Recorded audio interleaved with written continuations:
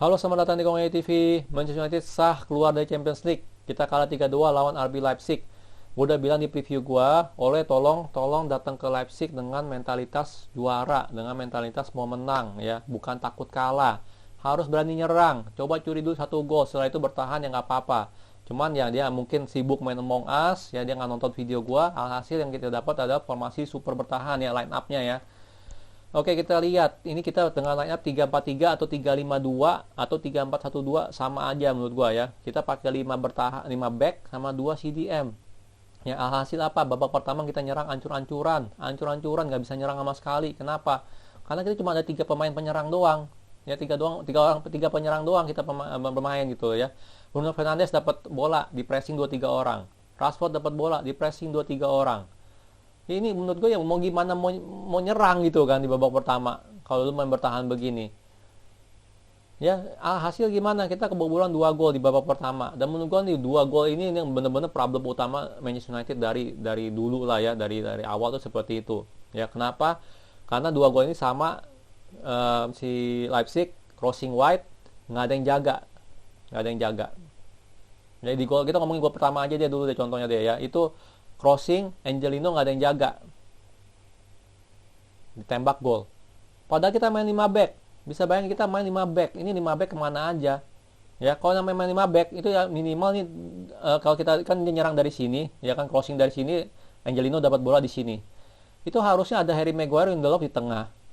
Wan-Bissaka jaga Angelino. Karena kita pakai 5 back. Cuma yang terjadi apa? Yang di tengah itu Lindelof sama Bissaka. Nggak ada yang jaga ini di sini. Selalu kejadian seperti itu. Ini PR besar banget buat Ole dan sampai sekarang masih ada problem ini kita ya. Kalau kita dalam defending crossing wide itu kita nggak bisa, nggak ada orang. Gue bingung kenapa. Ya, mungkin kurang disiplin kalau gue bilang sih problemnya. Kurang disiplin. Wan-Bissaka bukan masalah positioning juga ya. Wan-Bissaka kurang disiplin. Harusnya dia harus cover wide. Dia harus cover tengah sama cover wide. Apalagi kalau dalam 5 back, dia harus cover wide.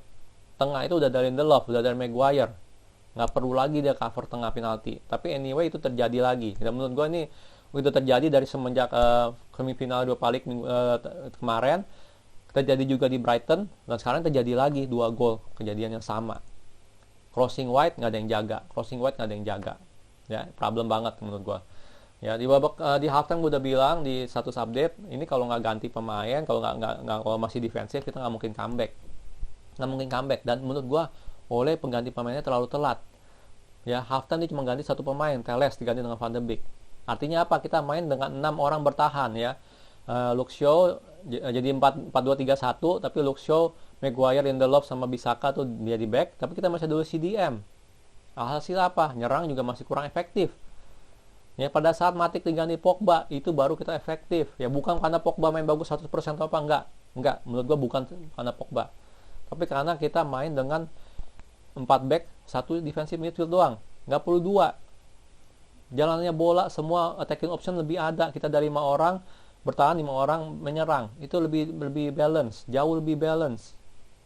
Ya, kita jauh main lebih bagus dalam segi penyerangan kalau kita main dengan 4 back sama 1 CDM dan 1 box to box. Ya, bukan 4 back, 2 CDM.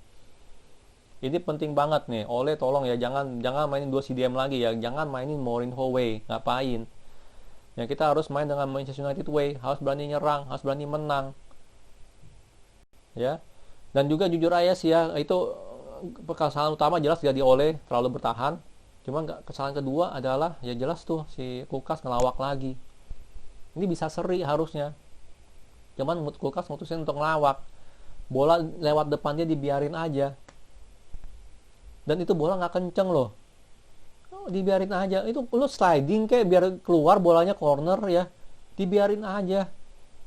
Gua bingung sama nih Maguire tuh otaknya di mana ya. Apa dia takut lecet kaki ya dia nggak mau tackle untuk ngebuang bola ya.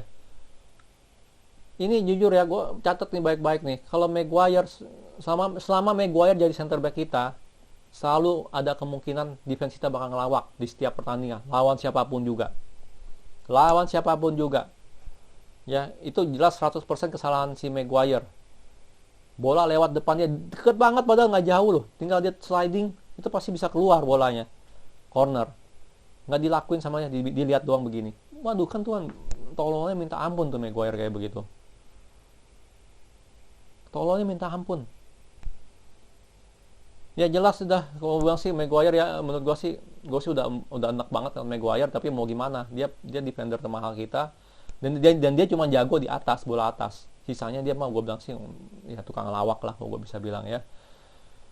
Anyway, sangat disayangkan kita kalah ya, dan bener-bener gue sayang banget Ole nggak berani nyerang dari menit pertama, karena jelas banget bedanya jauh banget ya di babak kedua, dimana kita berani nyerang, mereka langsung kewalahan. Beda kelas sama kita, jauh 100% beda kelas. Sayang banget Ole tidak punya mentalitas menang, mentalitas juara ya, datang ke Leipzig dengan formasi sangat bertahan ya. Itu bukan mental juara seperti itu bukan juara lah. Kita lihat yang namanya Liverpool, Manchester City, Barcelona, Munchen, Real Madrid, pernah nggak dia di game-game penting dia bertahan? Nggak pernah, dia datang untuk menang, mereka datang untuk menang. Kita pun harusnya datang untuk menang.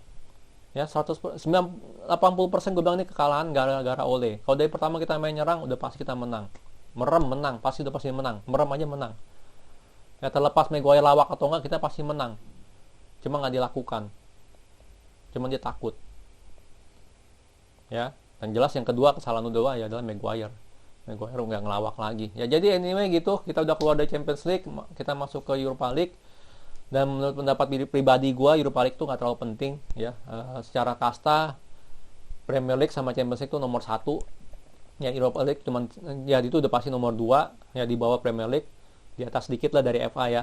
Jadi menurut gue sih harusnya kedepannya oleh tolong fokus di Premier League ya, karena anyway Premier League kita masih ada kemungkinan untuk juara, masih ada banget ya.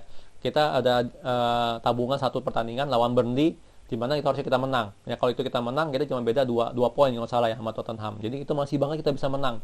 Tolong fokus di Premier League aja deh menurut gua sih ya, mulai sekarang ya oleh. Oke, kecewa banget, tapi gue nggak marah ya. Kenapa? Karena gue dari awal gue lihat formasi seperti ini, gue udah feeling gue udah wah ini udah pasti kalah, dan akhirnya kejadian ya. Akhirnya kejadian. Tapi anyway udah. Kalau suka video ini jangan lupa like, subscribe, comment, and thank you for watching.